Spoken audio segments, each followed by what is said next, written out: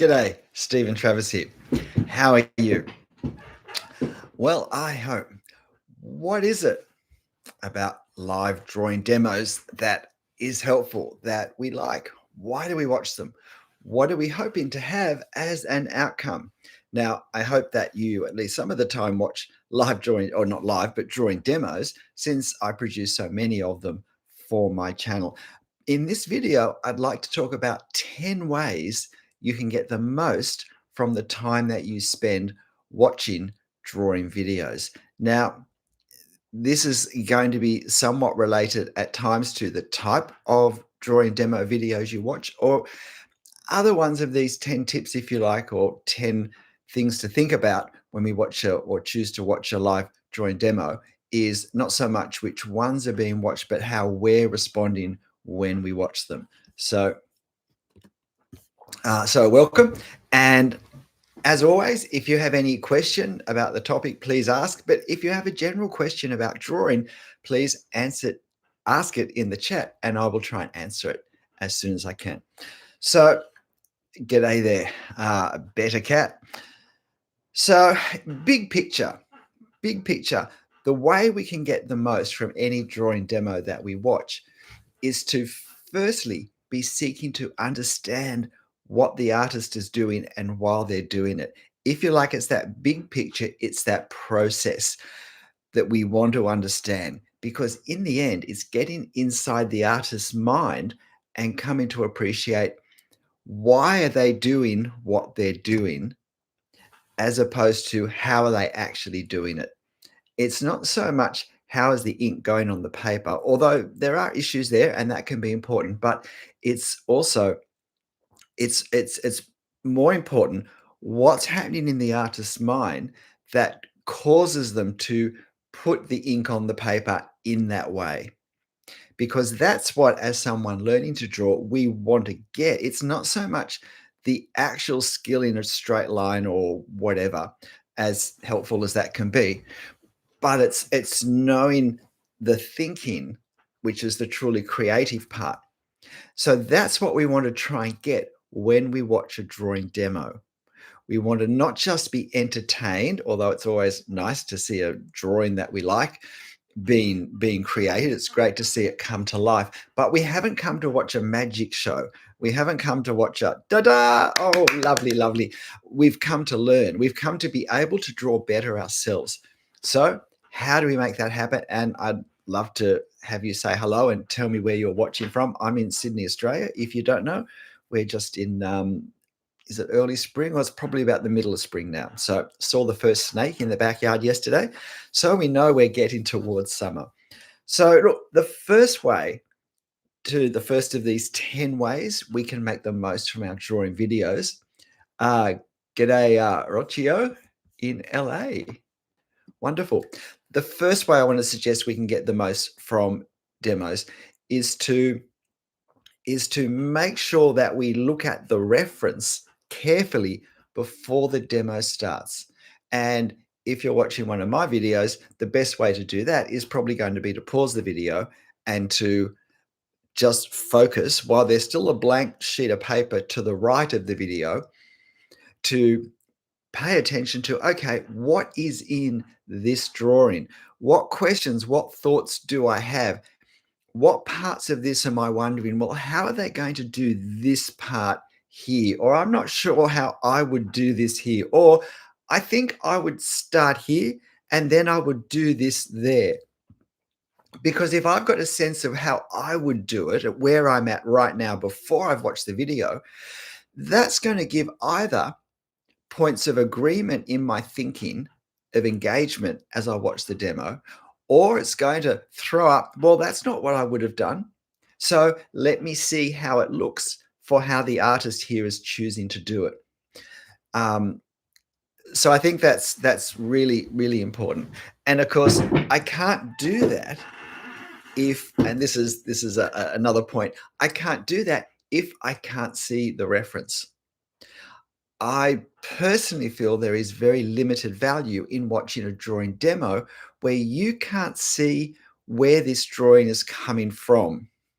Now, it might be a very simple drawing because it's not so much about the drawing as explaining concepts, and it's coming from the artist's imagination, and fair enough. But if we're looking at a reasonably complex scene, we need to see where it comes from, because, well, certainly for me, if you've watched a few of my videos, you probably know I understand the drawing process as a translation from one visual language to a second one, from reality, if you like, whether it's in front of me or in a photo, to ink on the paper. And so the challenge is how I translate what I see to what I draw. And if I can't see what the artist is seeing, then I've got no way of understanding their process. And so I think that's a really important thing, that we can see what's happening. But as I said with the first point, not just to actually pause the video at the very start, so I can look at the reference and I can think these things without being distracted or wanting to miss the actual drawing that's being created. But what I don't want to do is just see a drawing appear. Just see a drawing appear. And so therefore, I do need, and this is another point now, I do need to keep jumping back and forth from one side of the paper, one side of the video, to the reference.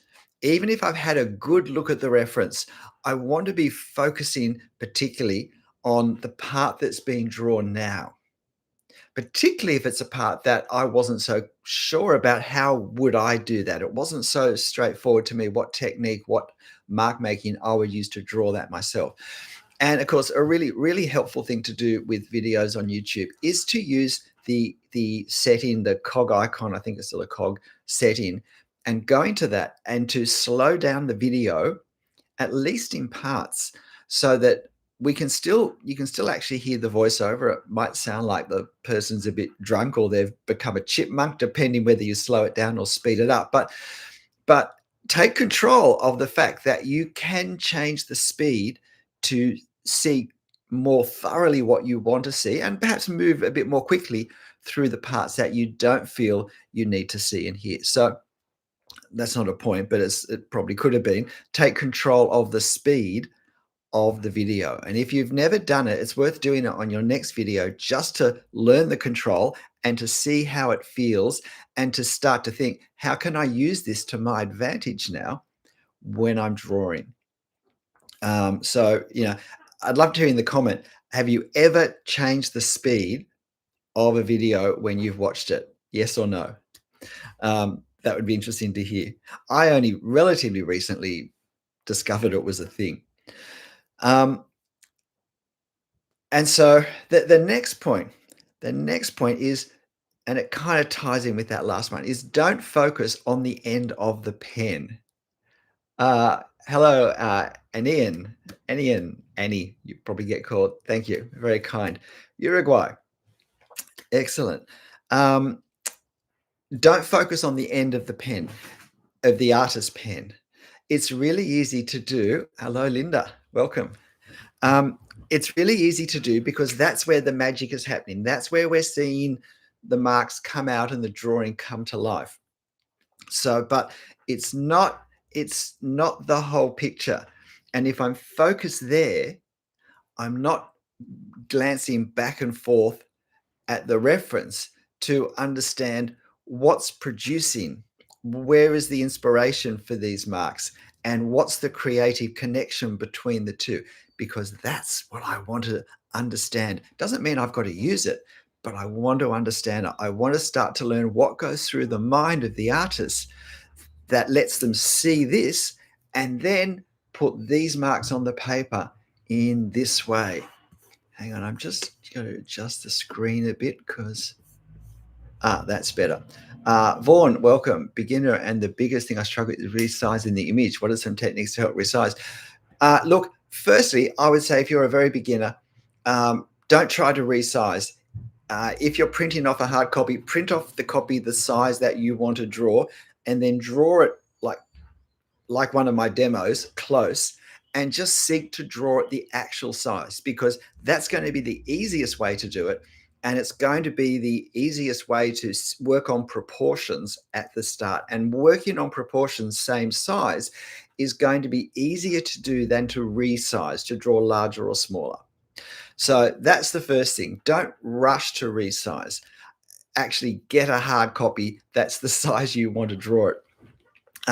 But if you want to start learning how to go larger or smaller, look, the way I do it is I choose my starting point very carefully, and I find a spot that's going to be relatively simple to get in proportion, and then I draw it larger or smaller than that part in the reference. I'm just glancing around trying to find something. So look, in this drawing here, so I started this with these columns here. I don't want to draw on the drawing with these columns here.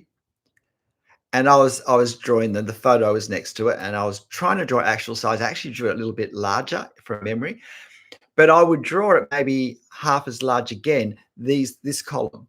But I'd seek to make sure the width to height ratio is right. And having done that, I'd now move across, which is what I did, getting my size in by looking back at these columns I've already drawn. So I'm using my starting point, however large or small I've drawn it, as if you're like a ruler to measure things off as I move around. And so it's really important that we get this original proportion correct. Whether it's, and of course I could do it 3/4 of the size of the original in the photo next to it, rather than half as high and wide again. But I've got to keep the proportions the same. I can't make it higher and not make it slightly wider to the same proportion. And because I'll be measuring vertically and horizontally from that starting point. So it's slower to the start, at the start to change the size. But once we get going, we have more reference points and it becomes quicker and easier. So, yeah. So just a recap on the points we've had, a quick recap for the people who've come in. To get the most out of a drawing demo, I really want to get into the mind of the artist. And so part of that is to have a good look at the reference photo before I start my drawing, pause the video, and just have a good look at the reference photo and think, how would I do that? Where would I start? Because these will give me points of engagement when I start to discover how the artist has chosen to do it. By reflecting that back on what I would have done, I will have a deeper and more comprehensive learning experience and process. Because the more parts of our thinking we engage, the more thoroughly we're going to learn whatever we learn. So to have a reference of opinion about the photo reference before I start the drawing, really, really helpful. And make sure we can see a reference photo. Don't focus on the end of the pen. And well, the next one is to make sure there is a voiceover. Again, if you're just watching the drawing appear, look, it's okay. I mean, that's just entertainment as far as I can see. And there's nothing wrong with that for entertaining, unless you actually want to be learning more rather than just be amused or inspired, but you actually want to improve your drawing skill in some way. So I would say make sure there is a voiceover that actually gives you information, because the time you're watching a demo where there's no input from the artist explaining what or why, and obviously in any one voiceover, even if it's an actual drawing, real-time drawing speed, as I call it, there isn't time for everything that goes on in the artist's mind to be said. But if you watch a number of demos from the same artist, and in each of them they're explaining some part of the process while you're watching it being drawn, then over a number of videos, you'll actually start to hear the sort of things that the artist is working out in their head when they draw, to be able to draw. And you do change the speed of the video. Great. Yeah, I think that's a very helpful thing to do at least some of the time in a video. So that's important. The next point, it's number 5, but I've kind of been saying extra things and other things, so, whatever. The next point is once the demo has finished, really stop and compare the demo drawing with the photo reference. Like, have a good look, because there, as I said, even if it was at actual drawing time, you're not going to have seen everything, because as soon as you start to concentrate on one thing, you're missing what the artist has now gone on to do and to say, to some degree. So at the end, as soon as the actual drawing's finished, and I don't, depending how the voiceover rounds up, it might be good just to put that on pause and just look at the photo and the reference and get a strong sense of, okay, how has the artist addressed what they saw and what they've produced at the end? How has that happened? Oh, hello, Michael. Welcome. How has that happened? How have they addressed the challenges of the reference? And has it worked? What are the really strong areas in their mark making to produce whatever effect it produces? Or do you think there are weak areas? Because seeing what you don't think someone has done well is a great way now to give you some direction onto how it might be done better.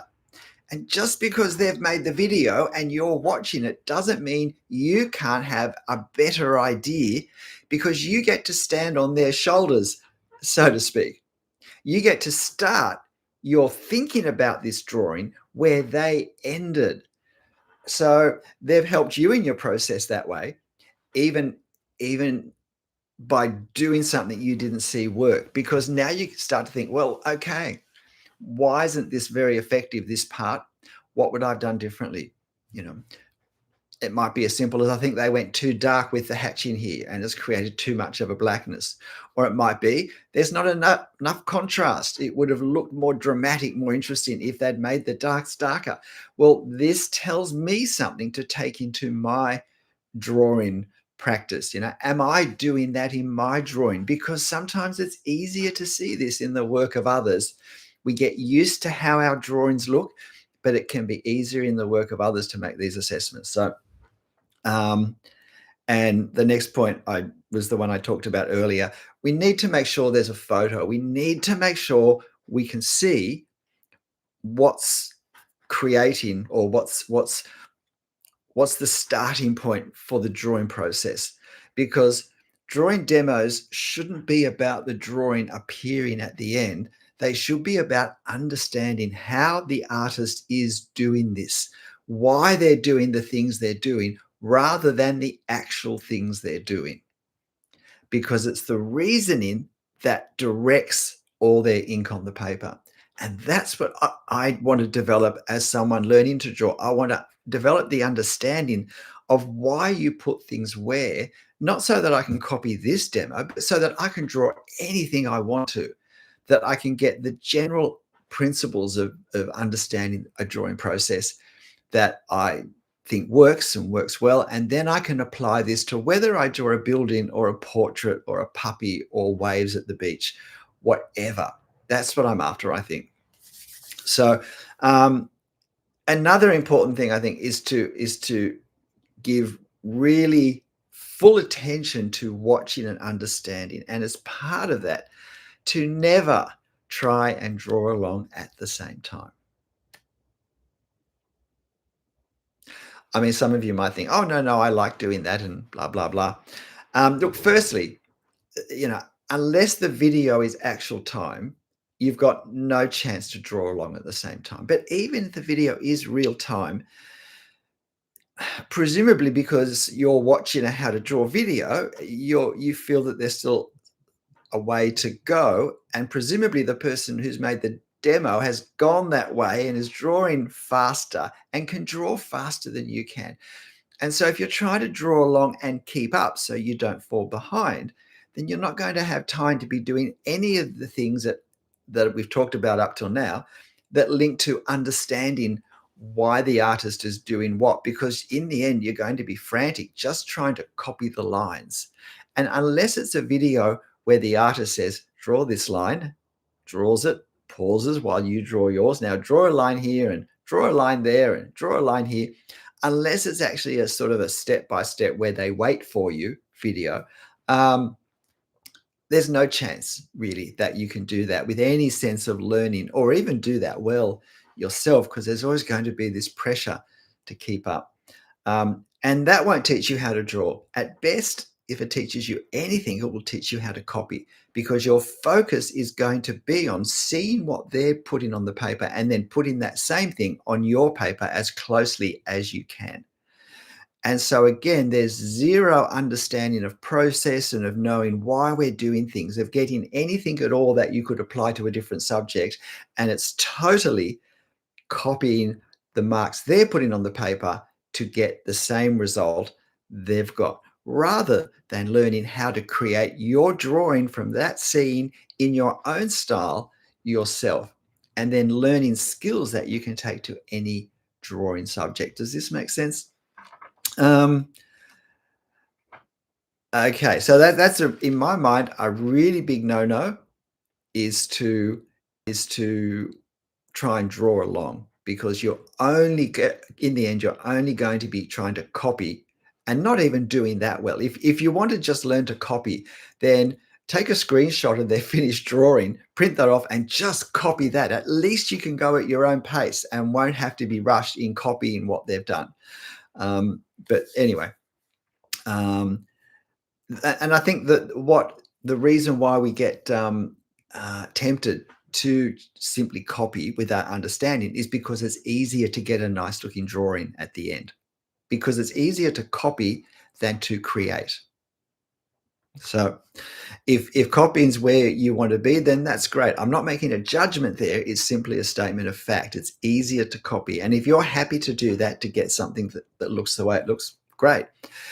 But if you want to be able to create drawings that no one else has ever created, then you need to actually develop an understanding of a drawing process. And it could be the one I teach, the translation from one visual language to another, from reality to ink on the paper, or it might be something else. And it depends what sort of drawing you want to have at the end as well. Look, I think another mistake people make is to watch a drawing demo video only once, because we can't possibly listen, look, be thinking, whether it's real time, but particularly if it's sped up, we can't possibly be doing all of that well. And there is a huge benefit if we watch it once and then we go back, watch it again, already knowing all of the things that we have noted on the first run through. But after that, we can now be seeing things that we didn't see the first time, or we can be paying more attention earlier on in the drawing to things that we did get the first time, but we thought that seems really important. So we can focus on those things. So we either focus on the things that we've missed, or we focus on the things that we didn't miss, but we felt were really important.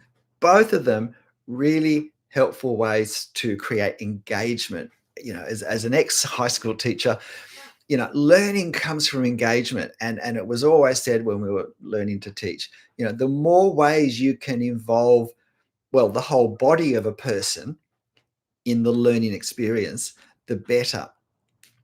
But in terms of thinking, rather than just seeing, trying to predict and then evaluate and reflect back, and all these things are ways of consolidating our learning experience in that process.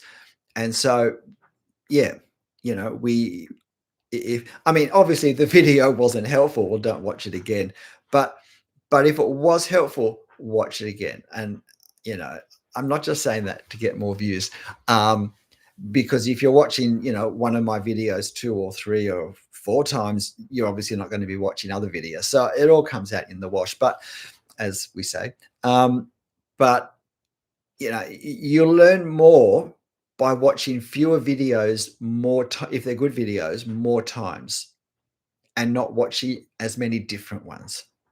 And it's not just that you hear the voiceover more, but you get to you get to try and really understand how the reasoning creates the marks. Okay. The next way. Now, again, you may not do this, but I kind of do. I make my drawing demos. Excuse me, on the assumption that probably for a lot of them, you're going to try and have a go drawing that subject yourself, particularly if you think it's within your skill, experience, and interest range for subject, that you're going to have a go drawing it.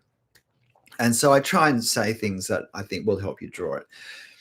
But I think big mistake is if you draw it with my video still up in front of you, because the temptation will be just to copy my drawing. Even though you've heard the voiceover, I think the best way to use a video, a drawing demo video, is to watch it several times, really analyze what's creating the marks on the paper, what's going in the artist's head, how are they thinking, and how's that producing what it produces. And then turn off the screen, fold it down, whatever, then have a go drawing it yourself from the reference. And maybe you can, you can print off a hard copy, or maybe you can just enlarge the reference on a screen so that you can't see the hand that's drawing, or just freeze it at the start, whatever works for you. But just then use the reference, and both remembering what the artist has said, what they've done, but also injecting your own creativity into it. Seek to draw your copy, your version, or maybe just a part. I mean, if it's not a scene that you particularly want to draw, then don't draw the whole thing, but find a part that perhaps would be challenging for you normally, and see if you can engage with what you've learned.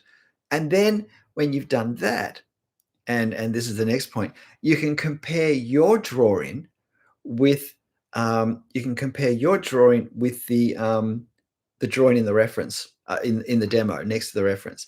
And so it's not a case of which is better, but it's a case of how have I done things differently to what they've done, and what can I learn from this, and most importantly, what direction do I get for where I want to go? I may prefer how mine looks in certain parts, and think I need to work on it, but I think it's looking more effective than what was in the demo. Because in the end, it's not about having a drawing style that's the same as the artist. It's about developing my own, the one that's in me, the one that comes naturally from my thinking and the way I put the ink on the paper. But developing that in whatever intentional way I want, for whatever sort of effect in my work I want. Vaughn's asking me, I've got a drawing course. Yeah, look, I'm sorry about that. The reason, I really should take that down. The reason is I created a drawing course for Class 101. It was not based on my current drawings. It was, sorry, I've just ducked off. Down here. It was based on my, they are free. I was just trying to find one of the drawings I'm saying. It was based on my Instagram drawings, these big things that took me 5 or 6 hours to do. It was my method for those, and it's based on using a 4x4 grid on the reference photo and on the paper, and then doing a pencil under drawing, and then creating the ink drawing over the top. And so the course is all around drawing that way. And while there are some things such as applying the sketch markers and value and stuff, which is the same, it's not, and I did all of that before my YouTube channel was started. When I started my YouTube channel, I decided I wanted to concentrate on direct freehand ink drawing, because I actually found, I mean, the irony was that as I became, better and better at kind of the detail and accuracy, the more perfectionistic I was getting. And I just wanted to break out of that. And so I thought, if I go back to freehand directly in ink, I can't get obsessed, about every mark being in the right place as I draw. The challenge will be to bring everything together at the end, however it went on the paper, to create an effect that works. And yeah, but none of that's taught in that course. And I did the course for a Korean platform, Class 101. And the problem then is that they changed their model. So you can't just take my course. You have to pay a subscription and then you access all the courses. And, most people don't want to do that. So, but I mean, you could do that if there were other courses there that you wanted to watch. So Class 101, if you looked up their website, you could pay a subscription and access all their courses for the year. And there is one course from me there. So yeah, so sorry about that. But it's not the same as my YouTube course. I will say though, you may have noticed on my post page, I have taken part in sketching, the sketching, let's call it the sketching retreat. And there's over 50 artists who've contributed one video. And if you go to my post page, a couple of posts back, there's a link to all the details there. So there's a window where you'll get free access to my demo and many other demos from many other artists. And some of them are pencil, some of them are pen, and some of them are watercolor, some of them are mixed media, a range of different subjects, but architecturally based. Is kind of like quite definite as well. And then there is an opportunity and they're free, but you need to watch them within a certain time period. But there's a link on my post page to register for the free access for the window. You purchase the registration that costs $0 for access to that. But there is also an option for a VIP pass, which I think is $37 is the base price. And that will give you access to all the videos afterwards as well. Well, actually, I think it gives you instant access. I think you can start watching them now if you purchase that.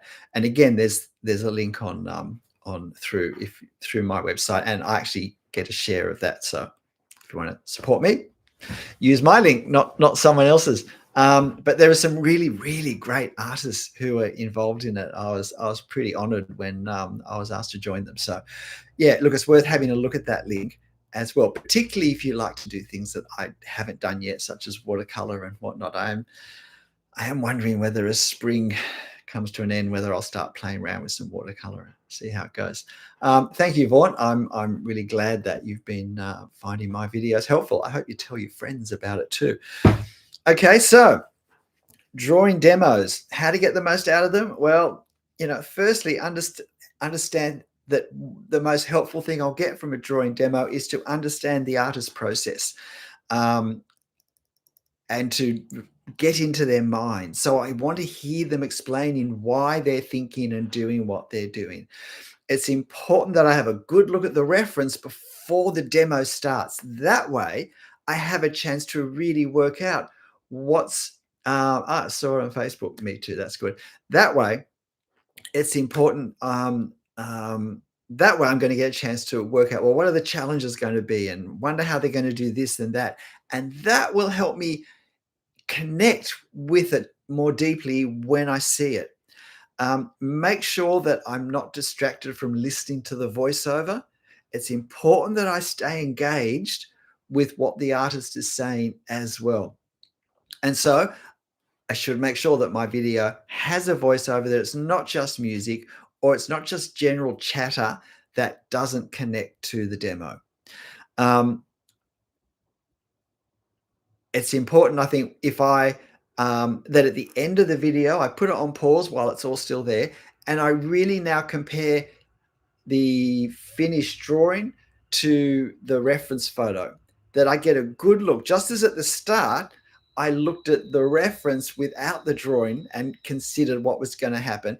Now I look to see what has happened, and I get a sense of, okay, they did this that way. Given that watching a demo, I won't have time to follow everything to this. Once I start to focus on something, I'm missing something of what's been gone onto. So it lets me look at the whole thing and just think, oh, okay. And what marks did they use for this? And what order did they do it again? And if there's anything I want to go back and check, if I'm suddenly thinking, now, where did they actually start? I can't remember where they start. I always have trouble knowing where to start. Then go back and just look at that first minute or 2 minutes and see where they started. So don't try and draw at the same time. Another important point of a demo, if we're wanting to learn how to draw, I need to purely focus on understanding what they're doing, and then I absorb that when I go to draw.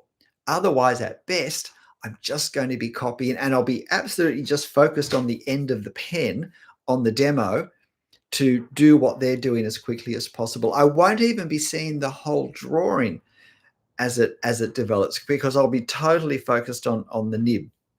So don't try, and so don't do that. Don't try and draw. Very helpful. Try and draw at least some of the demo at the end. May not be the whole scene, particularly if it's a complex scene, or if you're not interested in everything in the scene. Maybe you want to leave the figures out, or maybe you just want to try and do the figures. Maybe you just want to do the trees, or you just want to do a bit of the architecture. Whatever you think is going to be helpful for where you want to end up in your drawing, then just work on that at that point. And when you do it, your drawing, don't do it being able to see the finished demo drawing. So, on your screen, just enlarge it so that the artist's drawing gets slid off the screen size or whatever. But and when you have, if you do draw the demo, then bring the video back up on screen and compare your drawing with the artist's drawing.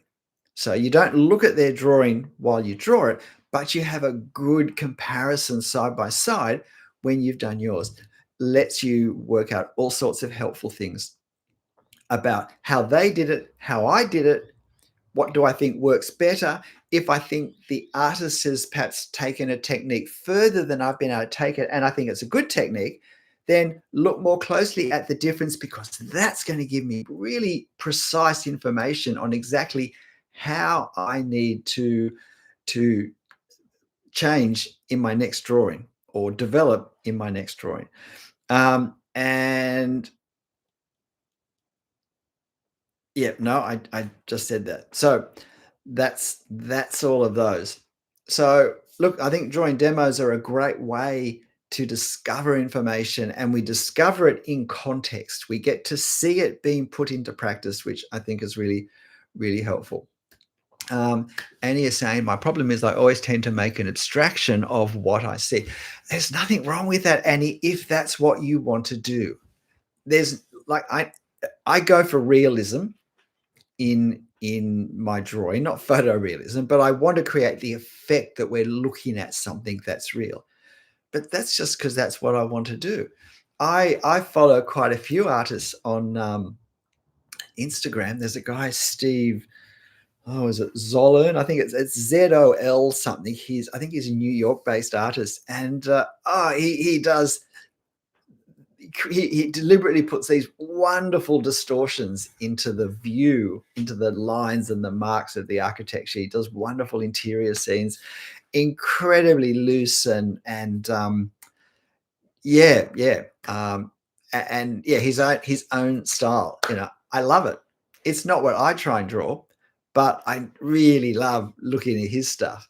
And I've got other artists like that as well who I follow on social media. So there's no problem with abstractions unless it's not where you want to be going. But I also think that when we're learning to draw, we should try and learn to draw realistically, because that's how we get to see our skill development and to understand if we've learnt or not. Once we've got a certain level of, if you like, foundational drawing ability and processing, now I can start to use that as a foundation to stand on, to play with the reality I create, to adapt it this way or that day, to create deliberate distortions or whatever, you know, um, using whatever kind of characteristics my particular drawing has, whether it's color or value or line, mark, whatever. Yeah, so there are no rules with draw or with art. It's a case of where am I trying to get to, and what's the most helpful way at this point to get there, knowing full well that I can always change where I'm trying to get to. Um, yeah, that's not like it's not fixed for the rest of our life. Um, Anyone have any drawing questions? Any general drawing questions that you'd like to ask me? We've got a little bit of time. If anyone does, or I've got a little bit of time. If anyone does, my wife is off doing the grocery shopping, so it's very quiet here. So, anybody got any thoughts or questions or comments? Do people watch drawing demos? If you watch my channel, do you tend to watch the drawing demos more than when I just talk to the camera, my talking head videos, or do you actually enjoy or get more from the talking head videos than from the drawing demos? Do you have a preference? I'd be interested to, for the 17 people listening now, if you can tell me, yep, you agree with my point that, yeah, learning to draw in some sort of realism style is helpful at the start, and then develop the style. Yeah. So, love to hear. Do you prefer my demo videos or my more theoretical ones, in that I'm talking about my process and whatnot, and just general tips rather than things where you actually see a pen on the screen? And please hit the like button if you haven't already and you've been watching this. Thank you for those who have. Are there any more questions? Anyone stuck somewhere in their drawing? My pleasure. Is there a point where anyone's stuck at enjoying them both? Usually print them from the screen. Yep. When I've done drawing, watch, then do. Yep, me too. That's I think that's, as I was saying earlier, that's a good way to do it. Watch, fully absorb, taking it all, and then have a go. That's my pleasure. One of the fun things about creating the YouTube videos for me is that it reminded me that I don't only have this inner artist, but I have this inner teacher as well. So it's been really fun to have this. And please go to my post page and have a look at, take the link to the sketching retreat, and just have a look at the resources that it makes available for a limited period, totally free. And look, I'll certainly be watching some of the artists' videos, having seen some of their work. So yeah, check that out. So no one has a question about drawing. No one is stuck in a certain place and they're not sure how to get out of it, how to proceed from that place.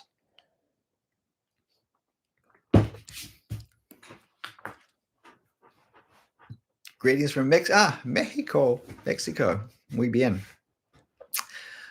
I know a little Spanish. It's the only language I know any of besides English, and I've never been to a Spanish-speaking country. But when I was in Italy once, I did. It was helpful because I was in a shop where the shop assistants were all older Italian women who didn't know any English, and they were able to understand enough of my Spanish that we could do whatever we were trying to do in the shop. So I felt pleased about that. Vaughn's in Mexico as well. Cool. Um, Planning to try out some symbolism. Yep. Yeah. Well, a bit Salvador Dali like a bit. I think of symbolism with surrealism through realism techniques. Yeah. Great. Yes, I have. I did know that, which is why I thought to use. And apparently, French is quite understandable to Spanish speakers as well, but that's not as obvious to look at to an English speaker. Yeah, as that Italian and Spanish are related. You can sort of see that, especially when it's written. Once you know one of the languages, but yeah. It was fun anyway to have my very basic Spanish. Yeah. So, any questions about drawing? 17 people there. Anything you want to know or ask me about my drawing experience, I guess is the other way we could have a few questions for, because otherwise we'll wrap up, I guess. So any questions, or just tell me where you've watched from. I do get a kick out of that. I'm old enough to be still amazed at the online world and how the world has become so small in so many ways. It's so easy to talk with anyone, anywhere. When I were a boy, talking to someone in another city was a big deal.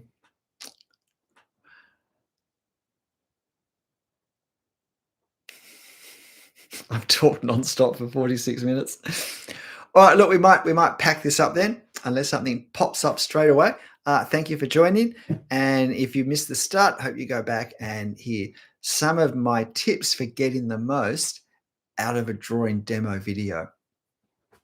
I'm glad you have lived into your old years and managed to keep it. Well, actually, the truth is, I did no art after high school pretty much. I did just a few little things when I left school, and then I did nothing till I was 50.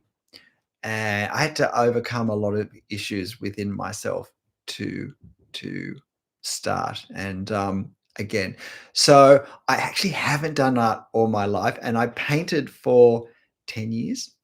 And I painted full time for a lot of that. I left my paid work and I worked on my art and being an artist. Um, and and then I've actually only really been drawing since 2018. And I've only been drawing freehand in ink since I started the YouTube channel, which I think it was 3 or 4 years ago. So I've really been learning myself. I've been on a very steep learning curve, and I look back over the last 4 years, and my drawing has changed. The way I draw has changed because the way I've come to understand what I'm doing when I draw has changed, and that's opened me up to, how to put it, seeing more possibilities for putting the ink on paper to create different effects. Even the fact that my understanding is that I'm not trying to copy something in a photo. I'm trying to create an effect of something, because mostly I can't copy it. I can't copy a tree and leaves. I try and create the effect of leaves for that tree at that distance with that light with this pen. And that will change with every tree that I see. So all those things really helped. Yeah. So in fact, I haven't kept art in my life. I actually had decades. I had 30 years where it just was in the back, biting me, saying, "Still here. What are you going to do?" And I'm really glad that at 50, I listened to paid attention, got sick of the biting. None to see. I focus too much on detail before I finish any of the basic plotting. Yes. Yep. Look, yeah, look, one of my daughters, and in fact, we were joking about this. She's overseas at the moment, and she just did a little bit of drawing, which is the first she's done for years and years, like decades for her. And she was just reminding me how we went to an art class together, and she would always want to get like stuck into the texture and the fun part before she'd done the basic plotting. And then, and she was really good at doing the textures and stuff. but the problem was that the things looked wonky because she hadn't got the proportions correct first. Yeah, well, you know, it's only a problem if it worries you, and if it worries you, I guess you know what you need to do. You need to just have that restraint. But one thing I do think is important is to know, um, um, when you, started drawing. Well, actually, I think Annie's question kind of leads into this. Um, how important is it to focus on to identify the focal point of a drawing? I think it's very important because it changes the way I draw different parts of the drawing. I talk it. I like my things to look real, to have a sense of reality. Part of the way we capture that is to capture the effect of what we see in life, to capture the effect of what real life looking at stuff is like. And in real life, when I look at something, if I'm looking at something through the window in front of me, I can see the one thing clearly, sharply. And then as I move out of my focus, if I don't move my head slightly, which changes everything, but if I just only look at the one spot, I'm really disciplined and I look at the one spot, what I see becomes more and more blurry and less distinct as it moves away from my focal point. So therefore, I like to create a focal point where things are sharper and clearer if I'm using color, which I'm not at the moment, but back when I was doing paintings, if I was using color, the focal point has the brightest colors as well, and the darkest darks or the lightest lights, the clearest details, the hardest edges. And as I move away, that changes and it becomes. I'm just looking to see what's here. Ugh. Here's a big painting. Just to show you what I'm talking about with color. So this is wattle, and at a glance, you might think the whole thing is pretty much the same. But when you look at it closely, now where are the parts that are closest to us, which often end up being the focal point, is kind of like here. You can't even see it. Here. And so here I've got brighter colors and also deeper colors. So my yellows are brighter, but my golds are deeper. And if you compare this with over here, this feels like it's further away than this. And I've replicated that focal point clarity, brightness, darkness, harder edge with softer edges and less bright colors, and my darks aren't as dark as in these focal parts, and it's the same on the other side, less detail. So now with color we have got brightness and depth of color, obviously not with ink lines, but with ink lines I'm still creating value and effect. um, uh, Well, Hul, I was just saying, I actually haven't painted since I started drawing for YouTube about 4 years ago, or a bit less than 4 years ago, I think. Yeah, yeah, but it certainly helped me a lot. A lot of the things I learned in my painting, um, as I began to work out how I was going to draw, and I drew in pencil first. I was surprised how many things I learned painting that I thought, oh, actually that's helpful in drawing.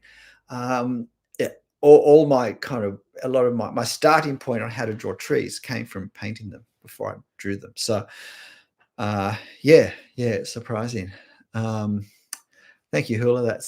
That's very kind. So we've if you're joining, you've come in at the end. Please, you can still hit the like button for me.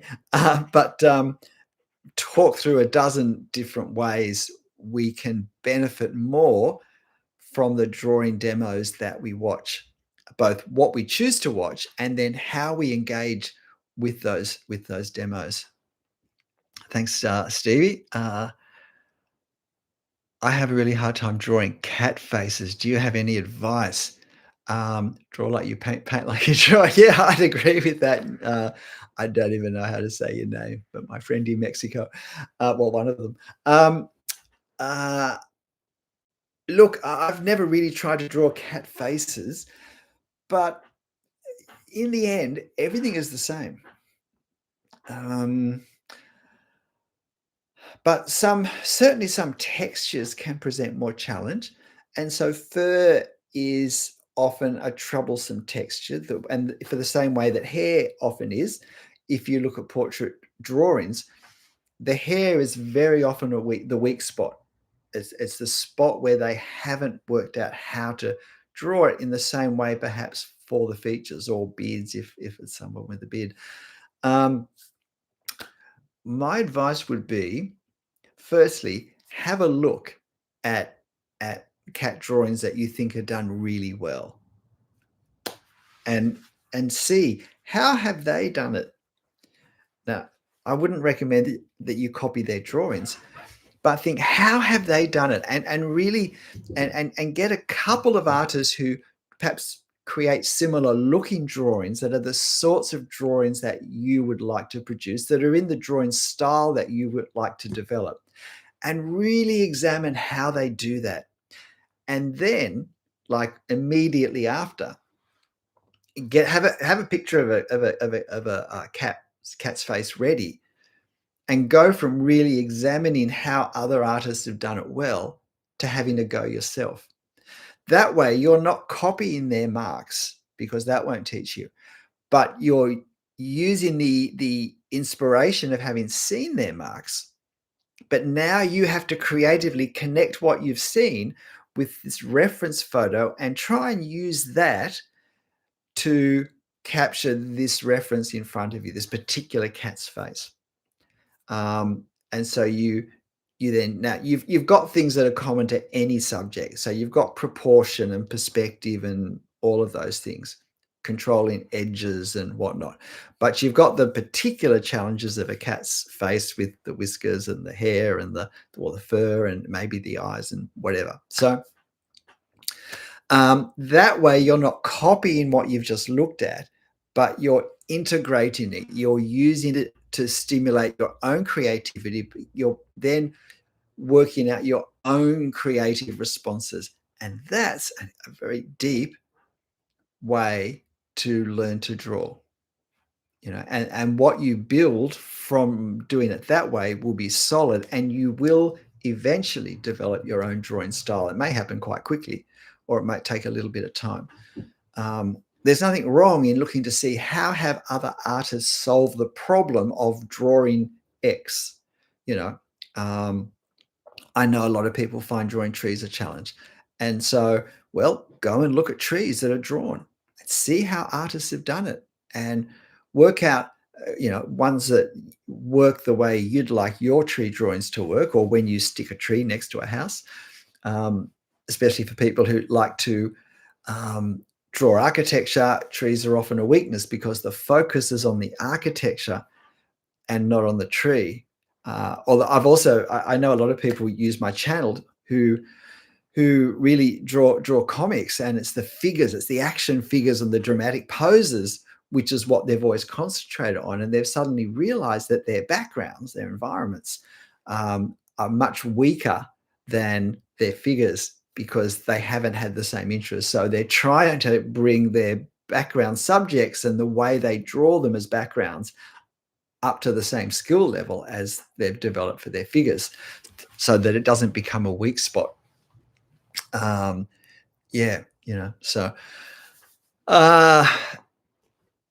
yeah, my pleasure. None to see. Feel the tree, it grows towards the sky. Feel the bark. I live very close to a sort of wilderness area, and every day I go into it, and I just look at the trees and the rock formations, and I feel the bark. In fact, I'm going to go and walk down there after I finish this, I suspect. It's not too hot today. It's only going to be the low 20s. So what is it? It's just on oh gosh, it's almost 1 o'clock. Almost 1 o'clock for me. My pleasure, Linda. Okay, so look, I think I'll draw this to a close. Thanks for joining, everyone. Especially those to Annie. Appreciate the fact that you've been here through it all. What time is it in Uruguay? I mean, it feels like it's the other side of the world. So is it really late for you?